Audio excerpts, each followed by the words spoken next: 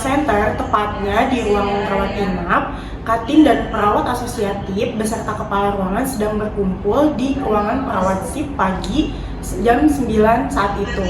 Kepala ruangan menerima telepon dari UGD mengabarkan bahwa ada pasien baru dengan diagnosa medis DHF yang akan dipindahkan ke rawat inap ruang mawar.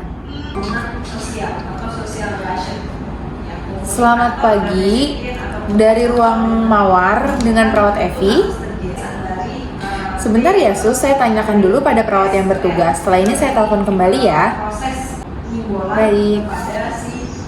Beberapa saat kemudian, halo, selamat pagi. Ini dari ruang mawar. Mau mengkonfirmasi bahwa ada kamar kosong di kelas 3. Baik Sus, pasien bernama Nona Ingrid, usia 21 tahun dengan diagnosa medis DHF. Baik, siap Sus. Terima kasih, akan kami siapkan. Baik Sus. Haru pun memberitahu kepada perawat Katim jika ada pasien baru yang akan masuk ke ruang mawar kelas 3. Sus Roro, barusan saya dapat telepon dari UGD bahwa akan ada pasien baru. Nanti pasien akan diantar di jam 11 siang. Jadi mohon untuk dipersiapkan kelengkapannya dan juga jangan lupa untuk anamnesa pasien baru ya. Baik Ibu. Baik.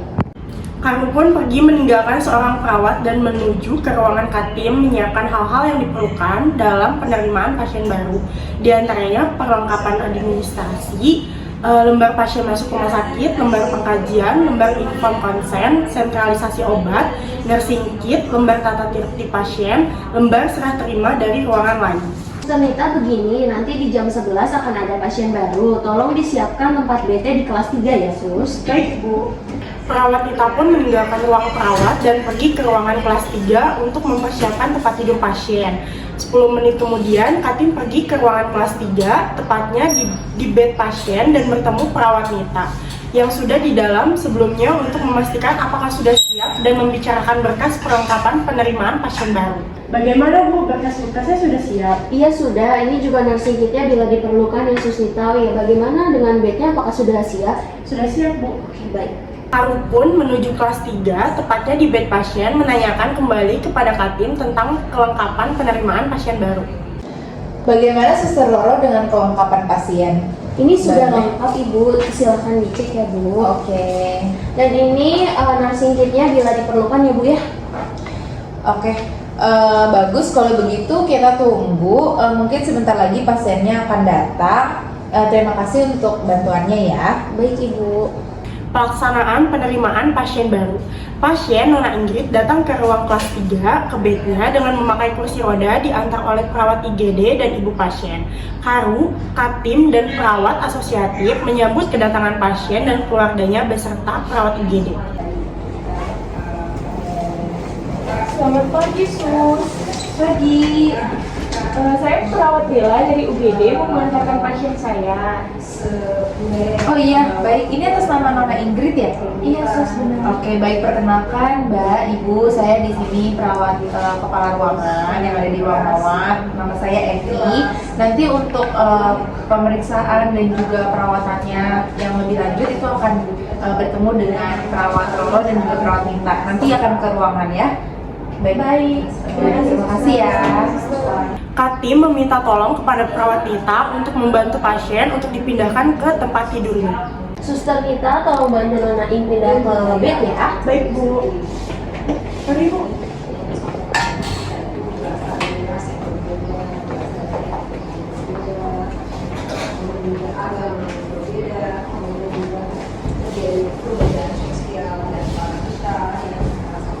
Sementara perawat Nita membantu pasien, Katim dan perawat UGD melaksanakan serah terima pasien. Katim menerima obat, alat, data pemeriksaan penunjang yang dibawa, dan catatan khusus. Kemudian mendokumentasikan pada lembar serah terima pasien dari ruangan lain. Izin Sus, ini berkas-berkas Nona Ingrid dari IGD. Baik, saya akan dokumentasikan di lembar serah terima ya Mbak ya. Silakan masuk. Iya Ibu, silakan masuk. Sudah. Nanti duduk Ibu. Langsung saja ya Bu, jadi begini, Nona Ingrid akan dikelola oleh perawat ya Bu ya. Jadi nanti kalau sudah waktu Nona Ingrid minum obat atau disuntik, saya yang akan memberikan bagaimana Bu. Apakah Ibu setuju? Setuju. Ya, kalau setuju silakan Ibu tanda tangan ya Bu ya, di bagian sini.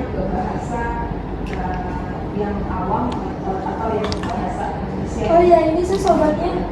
Baik, saya terima itu ya. Pasien meninggalkan station dan kembali ke ruangan. Nona Ingrid siangnya, Katim dan perawat Nita menuju bed pasien untuk melakukan anamnesa dan pengkajian pada Nona Ingrid. Tapi sebelumnya, Katim mengorientasikan pada Nona Ingrid mengenai fasilitas ruangan perawatan dan bertanggung jawab dan sentralisasi obat, dan dokter juga yang bertanggung jawab serta jadwal fisiknya dan tata tertib ruangan. Selamat siang Nona Ingrid. Selamat siang, suster. Saya dan rekan saya akan melakukan pengkajian kepada Mbak ya. Tapi sebelumnya saya akan mengorientasikan kepada Mbak dan keluarga mengenai fasilitas ruangan, perawat yang bertanggung jawab, dan sentralisasi obat.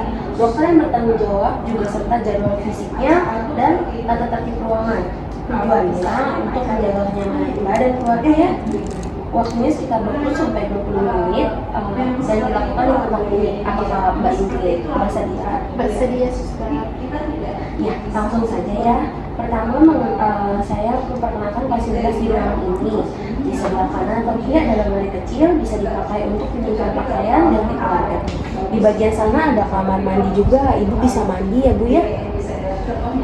Dan buang air di sana tempat tidur ini bagian bawahnya ada pemutaran dari sebelah kanan untuk menaikkan bagian kaki dan setelah ke sebelah kiri untuk menaikkan bagian kepala. Di atas tempat tidur ada bel. Jika membutuhkan sesuatu dapat menekan bel, kami akan datang ya Mbak ya. Lalu ada perawat kita yang akan merawat Mbak selama dirawat di sini dan memberikan obat ya Mbak ya. Dan dokter yang bertanggung jawab untuk visit 5 kali dalam seminggu ya Mbak. Setiap pagi dokter akan datang memeriksa Mbak dan melihat perkembangan Mbak. 3, tata tertib di ruangan ini adalah tidak diperkenankan merokok dan mohon bantuan untuk menjaga kebersihan ya Mbak ya. Kunjungan di sini dibatasi dari jam 9 sampai jam 11, kunjungan sore dari jam 2 sampai jam 5, kunjungan malam dari jam 6 sampai jam setengah 8, pengunjung yang boleh masuk maksimal 2 orang.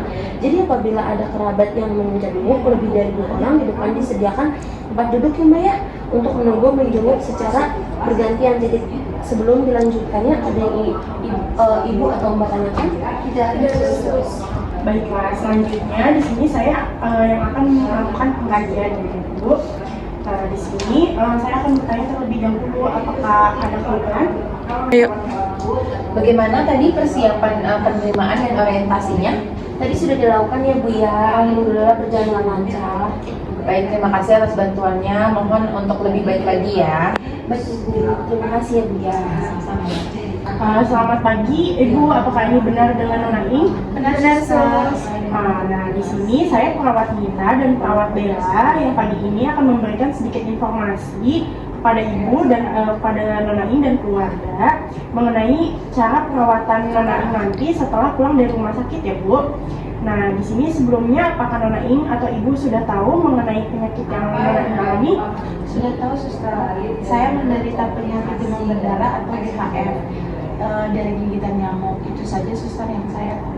Oke, benar ya Nona Ing, demam berdarah atau demam berdarah dengue adalah suatu penyakit menular yang disebabkan oleh virus dengue, terutama menyerang anak-anak dengan ciri-ciri demam tinggi mendadak disertai manifestasi pendarahan dan berpotensi menimbulkan shock dan kematian.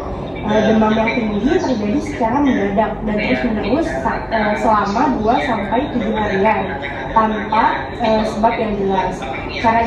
Cara untuk mengetahui seseorang menderita DHF itu dengan cara melakukan cek darah seperti yang sering Nona Ing lakukan selama di awal, di mana dicari yaitu dengan cara melakukan cek darah seperti yang sering Ibu lakukan selama di awal. Nah, di sini dicari yaitu ada data mengenai trombosit, hemoglobinnya, dan juga hematokritnya. Ketiga hal itu yang menentukan dilakukan baik dan buruknya kondisi Nona Ing saat menderita DHF. Pencegahan utama DHF dengan cara menghapuskan dan mengurangi faktor nyamuk demam berdarah, inisiatif untuk menimbun kolam-kolam air yang sudah tidak digunakan, misalnya pot bunga. Nah, di sini menguras bak mandi setiap minggu sekali dan membuang hal-hal yang mengakibatkan terbentuknya sarang nyamuk demam berdarah atau Aedes aegypti. Beberapa hal yang harus dilakukan untuk menjaga kesehatan agar terhindar dari penyakit demam berdarah itu, diantaranya itu yang pertama ada satu, yaitu melakukan kebiasaan seperti makanan-makanan bergizi, rutin berolahraga dan istirahat yang cukup. Yang kedua yaitu melakukan kebersihan lingkungan tempat tinggal dan melakukan 3M, yaitu menguras bak mandi, menutup wadah yang dapat menampung air dan mengubur barang-barang bekas yang dapat menjadi sarang perkembangan jentik-jentik nyamuk. Yang ketiga di sini fogging atau pengasapan hanya akan mematikan nyamuk dewasa, sedangkan bubuk ini mematikan jentik-jentik pada air. Kemudian harus dilakukan untuk memutuskan rantai perkembangan nyamuk. Segera berikan penurunan panas untuk demam apabila penderita mengalami demam atau panas tinggi. Nah, di sini sudahkah ibu atau Nona Ing dan keluarga lakukan salah satunya mungkin keseluruhan dari cara pencegahan yang sudah saya sebutkan tadi? Belum, suster. Saya dan keluarga juga kurang memperhatikan lingkungan sekitar kami. Nah, di sini untuk kedepannya pencegahan yang dapat saya sampaikan, di sini teman saya akan melanjutkannya sedikit tentang paparan tentang DHF. Untuk penanganan awal saat demam nanti, yang pertama itu istirahat yang cukup pasca rawat. Nah, yang kedua untuk penanganan awal saat demam bisa dilakukan, yang pertama itu istirahat yang cukup pasca rawat, lalu yang kedua banyak minum air putih 2000 sampai 2006 cc. Tidak memakan yang terlalu asam dan pedas. Seperti yang kita ketahui, lebih baik mencegah daripada mengobati ya Bu, di mana beberapa poin utama yang perlu dilakukan dalam mencegah penyebaran virus dengue, yaitu dengan memperhatikan misalnya itu mengusulkan kepada ketua RT untuk melakukan fogging rutin, lakukan 3M, mengurus, menutup, dan mengubur. Jangan biarkan pakaian banyak di ruang istirahat karena akan menyebabkan nyamuk bersarang di sana, apalagi suhu tinggi. Kurang lebih 3 hari langsung periksa ke dokter, minum obat sesuai dengan aturan, dan kontrol sesuai jadwal 1 minggu setelah pulang. Nah, Ibu, itu informasi yang dapat kami berikan kepada Ibu dan keluarga. Mungkin di antara Ibu ada yang bisa dijelaskan apa itu DHF? DHF bisa disebut dengan demam berdarah, yaitu penyakit seperti demam tinggi selama 7 hari yang disebabkan oleh virus. Sudah benar ya jawabannya. Kalau Ibu mungkin bisa menyebutkan apa saja perawatan yang dapat dilakukan di rumah? Banyak istirahat, banyak minum air putih, makan makanan yang lunak, terus jangan pedas dan asam juga. Sudah benar ya Bu, itu artinya Ibu dan keluarga sudah mampu untuk melakukan perawatan di rumah. Baik Ibu, apabila sudah tidak ada yang ditanyakan, ini leafletnya Ibu mau dibaca kembali, isinya sama seperti yang sudah saya dan teman saya jelaskan tadi. Baik ya Ibu, sekian dari yang kami bisa jelaskan. Cepat sembuh ya Ibu, lekas sembuh. Terima kasih. Terima kasih, suster. Mana tadi tahap discharge planning kepada pasiennya? Tadi sudah dilakukan ya Bu, yang alhamdulillah sudah beres. Oke, berarti terima kasih ya atas bantuannya. Untuk kedepannya semoga bisa lebih baik lagi ya. Baik Ibu, terima kasih.